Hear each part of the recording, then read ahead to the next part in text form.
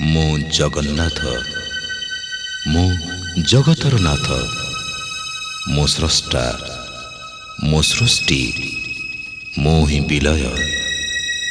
ମୁଁ ହିଁ ଧାରଣ କରିଥିଲି ମୀନ ରୂପ।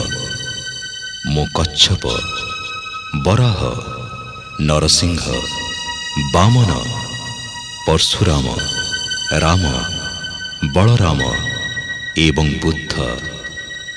ମୁଁ ହିଁ ସୃଷ୍ଟି କରିଥିଲି କୁରୁକ୍ଷେତ୍ରରେ ମହାଭାରତ। ମୁଁ କେବଳ ମୁଁ, ଆଉ ମୁଁ ହିଁ ଆସୁଛି କଳ୍କି ରୂପରେ।